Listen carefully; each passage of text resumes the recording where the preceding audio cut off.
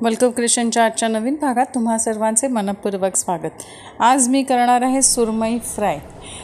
छान कुरकुरीत आणि चवदार सुरमई फ्राय कशी करायची, तर यासाठी आधी मी हळद, तिखट, मीठ आणि कोकमचं आगळ हे सर्व एका वेगळ्या बाउलमध्ये मिक्स करून घेणार आहे। आपण त्याला मॅरिनेट करणार आहोत। तर हे सगळं आधी आपण आणि आलं लसूणची पेस्ट हे सर्व आधी आपण मिक्स करून घेऊया। मिक्स करताना थोडं थोडं पाणी घालून आपण ह्याला मिक्स करायचं आहे।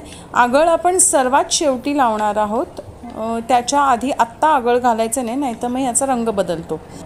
इथे मी आता आगळ घालून घेतलेला आहे। जेव्हा आपल्याला मॅरिनेट करायचं आहे तेव्हा आपण ब्रशने लावल्यामुळे ना व्यवस्थित हे जे आपण मिश्रण करून घेतलेलं आहे आले लसूण पेस्ट आणि ते व्यवस्थित सर्व ठिकाणी समान लागलं जातं, म्हणून ब्रश वापरायचा।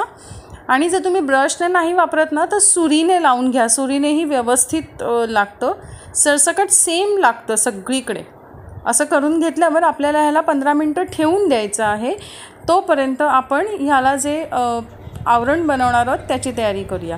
याच्यामध्ये मी रवा, तांदळाचं पीठ, हळद, तिखट आणि मीठ हे लावून एक मिक्स करून असं आपण ह्याला ते जे 15 मिनटं ठेवलं होतं ना आपण सुरमई, त्याला व्यवस्थित लावून घेऊन तेलामध्ये आपण ह्याला तळून घेणार आहोत।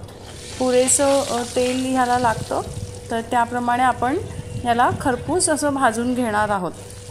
तुम्ही बघू शकता की सुरमई व्यवस्थित छान अशी तळली जाते। चमचा वापरल्याने काय होतं, तेल आपल्या अंगावर नाही उडत, म्हणून उलटताना काविलथ्यासोबत तुम्ही चमच्याचा वापर करा।